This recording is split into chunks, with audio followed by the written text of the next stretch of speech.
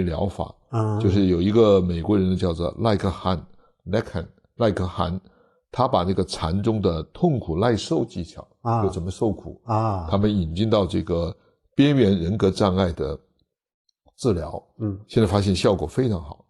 所有那些有边缘性自杀倾向的人，他的这个患病率下降65%，非常成功。第三个做得好的呢，叫做 RAIN 模型，是一个叫做布拉奇的，他就把这个内观然后转化为心理学的4个操作步骤，比如说识别、接纳、探究、否认、非认同，他就发现能够治伤那个创伤后应激障碍，这是关于这个他的一些理论的研究。那么关于这个科学研究，就是神经科学研究，您可能也想知道，就是有一个中国的学者，他写了一本书叫《佛教心理学》，他其实就是把那个佛学的一些观点，它的神经定位，把它对应起来，比如说佛学的前50，它就对应大脑里头的这个视觉皮层、听觉皮层，这个找得着的。那么这个魏拉什就是佛学的另外一支，对吧？它对应的是自我系统，它找到是什么呢？找到是大脑的默认模式网络，然后的阿拉耶识就是这个荣格提倡的集体无意识，它对应的是海马的边缘系统，就是海马体边缘系统。然后这个阿莫罗什，它对应的是这个前额叶背内侧皮层，叫做觉性本体。那我呢，我这个研究也挺有名的，我这个研究呢是辩证自我的神经心理机制，这是我们那篇文章。我们发现无我的这个神经定位呢，是大脑的内侧前扣带回，就是我们请人做一些无我的一些练习，发现那个区域是最活跃的，这是神经科学的研究。那现在就是还有一些对禅修者的一个观察调查，所以对这些修行者的脑结构的变化，先发现第一呢，就是那个前额叶皮层增厚，就你念佛真的可以变得更加聪明，决策和智慧都上升。第二呢，就是杏仁核缩小8%，杏仁核是我们人类不愉快的情绪中心，它说明它抑制了，就是它没有那么容易烦恼愤怒焦虑。第三一个呢是片质体的白质密度增加，片质体是我们左右半球那个连接的胶状结构，那现在发现这个片质体的厚度密度增加，如果你长期禅修的话，说明左右脑的协同，因为它连接左右脑嘛，对，协同增加，就是说它的情绪与理性与感性是很平衡的，它协调增加。那现在有一个最新的研究呢，他就发现那个深度冥想者的脑电波和量子随机素生成的是显著相关，所以现在有这个量子力学的证据，就是你经常打坐冥想禅修的话，那你的大脑的量子波和这个量子机器生产的素是对应的就很神奇了。就是现在就是佛学心理学的一些研究进化是挺快的。那社会影响也在增加，就在心理学里头社会影响主要是在国外，在中国还在慢慢的做，我们这可能都是第一个来讲这些事情，国内基本上是有人在做，但是都是局限在一个小的范围里头，就希望把这些知识向社会普及，让大家知道这么做是有意义的，有好处的。那现在企业呢在做这个正念训练，像这个华为美国的谷歌还有那些操盘手，那些华尔街的操盘手，他们的压力太大，他在每一个决策错误是上百亿的资产消失，所以说他们在做正念。然后呢，在教育体系里头呢，就是英国呢已经把它列入到中小学课程。那我正在做一个研究，是由那个唐中医基金会他资助和斯坦福大学的教授合作，我们就在中国的几个小学引进了这个正念的冥想练习，大概就是15分钟。但是我们做科学研究，我们想看一看，就是说有没有效果，对孩子们的情绪社会关系考试成绩有没有一些帮助。所以我们随机挑了100个学校，在做这个项目的探索研究。这个呢是正在做这个社会应用。那这个里头的跨学科研究现在包括人工智能的问题，包括有一个我们比较警觉的事情，就是韩国的一些修行人，他们现在开始用一个 VR 的设备，学佛和念佛，但造成了一个很大的问题，就是他的依赖症他现在就是不戴上那个头盔，进入到一个虚拟的环境，跟大师面对面，他入不了定，这个我就不知道是好是坏了，因为我老觉得有这种物理的一种障碍的话，可能就有一些问题。对。这个呢，就是我们现在就是中国就是佛学界做的事情。我要不继续再讲一下我们在做什么？对。好。我们现在把佛学智慧联系起来呢，主要是在这我看1、2、3、4 5个方面。第一个就是关于这个八正道。对，就八正道的这个正念、正心、正观，然后细分到就是这个戒定慧，对吧？戒嘛有200多个戒律，定嘛有这个好像有70多个定，是吧？慧也有很多，所以我们现在呢就是想把这些传统的佛学的八正道的戒定慧，然后变成这个操作性的行为看一看有没有一些效果和影响。现在我们正在做这个尝试。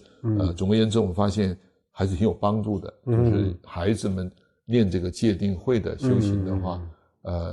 起码就是他情绪稳定下来。对，同时呢，这个社会关系也改善。然后我们现在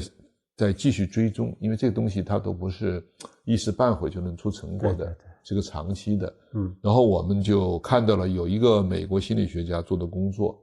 他的名字叫沃特米歇教授，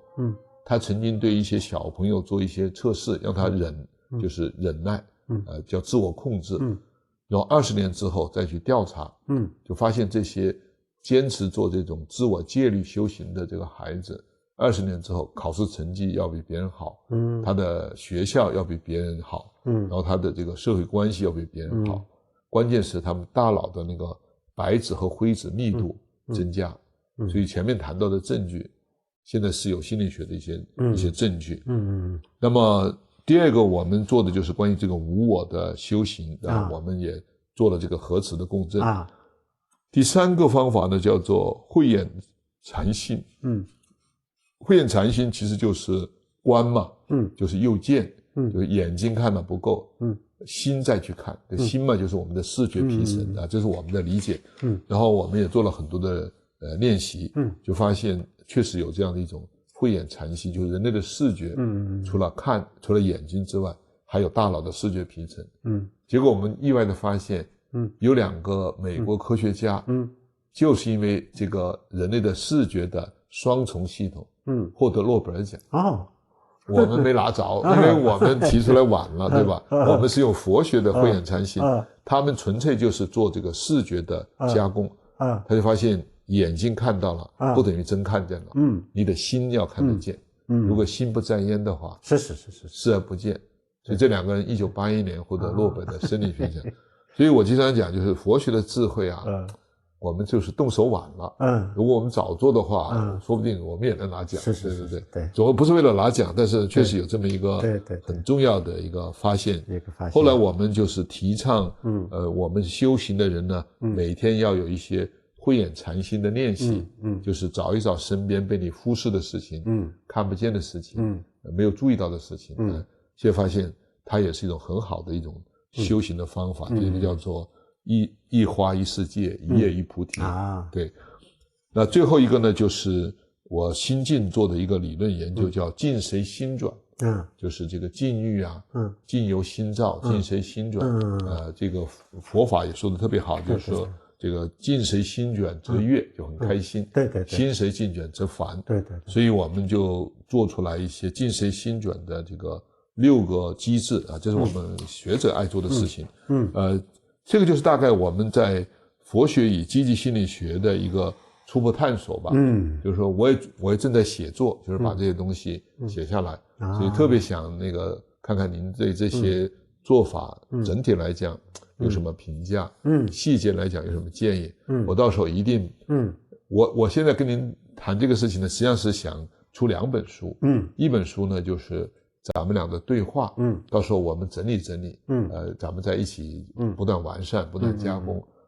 出一本真正的佛学与心理学的对话。现在基本上就是一个佛学家，他写心理学，或者一个心理学家，他写佛学，对，还是分开的。对，比如说这个有一个金水墨的一个心理学家，他就写了一本叫悉达多心理学啊，但他完全就从心理学角度去谈。我个人觉得应该是对话，对。但是我自己呢是想写一本这个积极心理学的佛学修行，或者积极心理学的佛学智慧，就是把这个佛学的智慧和我们经济心理学联系起来，所以它是一本心理学的书，但是呢就把我们谈到的事情呢这个写下来。我肯定把您刚才谈到的很多关于智慧啊，关于众生啊，关于解脱的这个观点，我觉得特别好，也是我没想到的。我觉得应该把这3个好好的写进去我的这个佛学心理、佛学积极心理学，所以我呢在写就是要写这本书，所以到时候肯定还要来拜访您请教您，没有，我们也相互学习。好，这是我的一个就是关于这个心理学和佛学的一些现有的一些进展，我跟您报告一下，就想听听您的意见，看您怎么评论啊、建议啊，或者还有哪些特别重要的就是我们忽视的地方。我想这个工作它本身就是一个非常有意义的事情啊，谢谢，非常有意义的事情。然后呢，它不仅是工作本身有意义，而且它一定是非常有前途的，非常有前途的。这个就是因为那个佛经里面呢，它把我们的人的这个意识，整个的这个精神，刚才你提到的阿赖耶识，等等等的这些全部，他研究的非常非常的透。对，把分层嘛，对。然后就是他就是不仅仅是有一个这么一个理论，而且他都有很多很多的实际的这个操作的方法。对，然后呢，他不仅仅是有一个这样子的方法，而且这个这么2000多年。这么长的这个时间当中啊，就是那么多的人去做这件事情，然后呢，每一个人就是做了以后呢，就是他们都就累积了非常非常多的丰富的这个经验，然后每个人都是在这个当中就突破了，就成功了，所以它就是一个这样子的这个一个非常完善的体系。所以呢，这个里面啊，就是拿一些东西来解决一些我们的现实当中的焦虑啊、抑郁啊，这完全不在话下太好了，这个是很有非常非常有意义的事情啊。我很早以前就是10多年前，就是在那个西方，也就很多就是做这些方面的人啊，就是聊过天。那个时候都没有听说过，在国内就是有人在做这个事情，那个时候我都很希望就是在国内的，比如说你刚才讲的那个像 Google 啊，他们本身就那个时候已经很成熟了。那个时候就是如果这么继续做的话呢，那这个禅修是一定会提高每一个人啊他自己的身心健康，一个是身心健康，另外一个是做这个学问啊做研究的人，然后呢提高他的这个专注力，专注力头脑清醒啊，这个是一定是完全是没问题的。所以呢这个内容非常的有意义啊。但是呢比如说这个跟心理学结合，然后呢通过心理学的方式就怎么去用到这些有这个心理不健康的人的身上那这个当中这个连接的方法呢可能需要一些新的探索和新的方法。是的东西是一定是有了，这个东西是一定绝对会解决问题的。是我们现在也是在这个感觉到有一种不敢，为什么呢？因为佛学的智慧很高大，然后心理学的这个方法很通俗，就怎么把这个高尚的、高大的、高级的和这个世俗的连在一起，就是还是有一些敬畏之心，起码从我的角度来讲，所以说我们为什么以前不敢做呢，就是觉得有点害怕，万一理解错了，万一走火入魔，对吧？那就是大的这个造孽。我们也在尝试，就是把这2个东西结合起来。但这个过程肯定是要不断的学习啊，不断的请教啊。是的。因为我还是怕把这个佛学庸俗化，或者说是通俗化。对，这没问题。这没问题，因为这个佛教它永远都是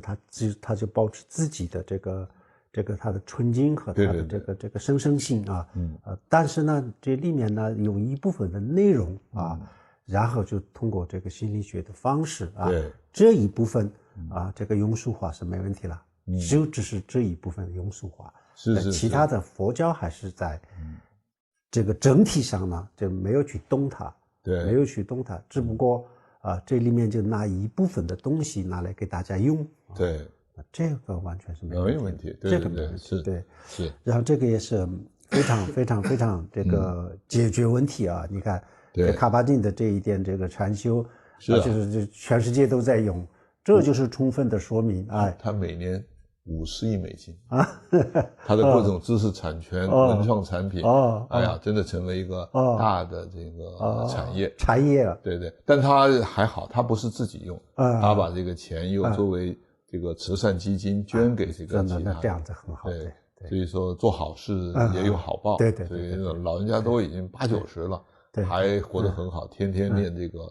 正念禅修。然后我也去过上课，对，然后我们呢也想就是看看能不能在中国推广一套简单易行的修行方法。对，这就是我想把那个这个止修和观修这个2个方法论这个把它用到我们心理学里头来，因为这也是佛学提倡的这个的止观二运嘛，止观二运的方法论，所以我们也想看一看有没有这样的一个效果。对，我想这个如果是这个佛教跟心理学方面的这些连接，还有就是实操的方法这些方面，如果做得好的话，在中国的话，可能是比其他任何地方更容易做，可能是因为这个儒释道啊，在中国人的这个血液里面，他也许不信佛，也许没有什么信仰，但是他就是有这种文化的这种亲切感呐，这个每个人都有的。对，所以呢，就是你用自己的文化啊去做一些这样的，那就总比这个西方来的啊是更加有更加亲切感。对，所以我经常讲就是。对一个中国人来讲，可能讲中国的文化更亲切，更亲切。你讲西方的工具理性嘛，大家带着学习的心态，但不一定信，还甚至不一定用。虽然我们苦口婆心讲要理性、要逻辑、要批判性思维，但是咱们中华民族可能还是要更加感同身受。是，这个非常有意义。这是我们现在做的一些东西，然后我个人也有一些想跟您求教的问题，我觉得这些问题呢，可能是我这次来特别重要的一个地方，就是想得到您的一些教诲。第一个就是关于这个积极心理学，因为我们积极心理学呢是提倡快乐、幸福、健康、和谐、积极，这是我们的一个初衷。但是这个苦题，大家知道这个佛学的苦题呢，提出来人生的本质是苦，包含8种基本的痛苦，出生的苦，衰老的苦，疾病的苦，死亡的苦，还有那个怨憎会，就是与厌恶的人不得不在一起待着，对吧？那么这个苦，还有呢这个爱别离和喜爱的人又不许分离，这种苦，然后这个求而不得的苦，对，还有这个身心执着带来的苦叫无起运苦。所以说佛学有这个8大苦，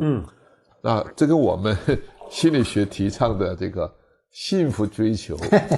怎么调和？因为这是我最大的问题，就是说我一读佛，一读释迦牟尼他讲的这个这个苦，这个苦题，苦圣题，我就在想怎么去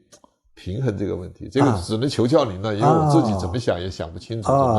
怎么把这么一个本质是苦和这个人心追求幸福，这两个基本的假设，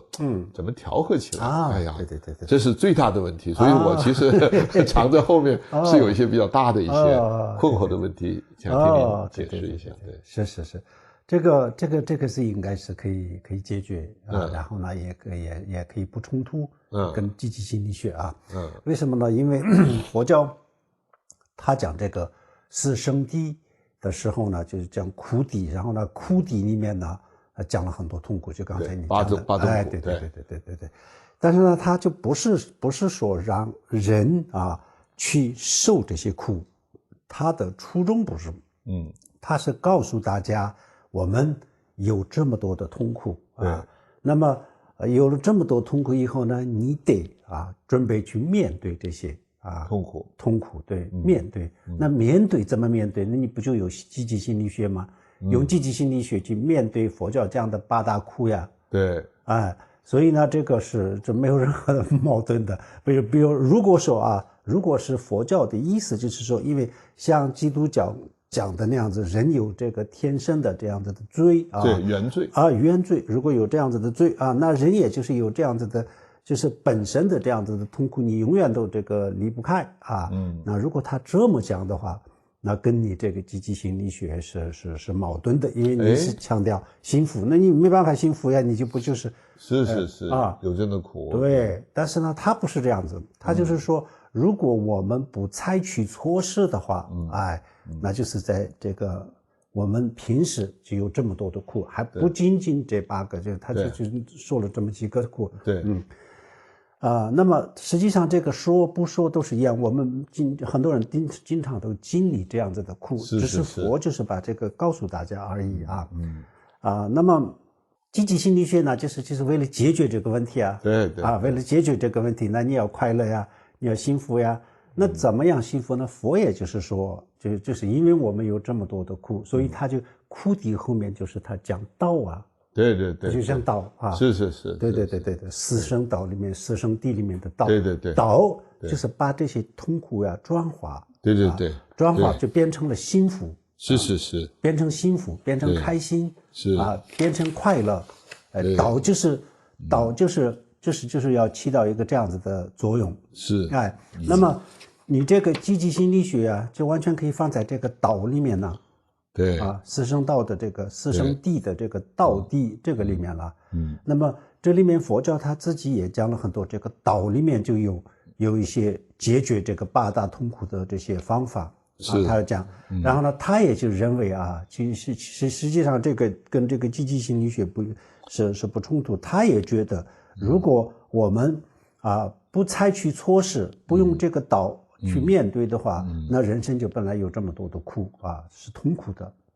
但是这个痛苦呢，它是可以改变的，可以解决的。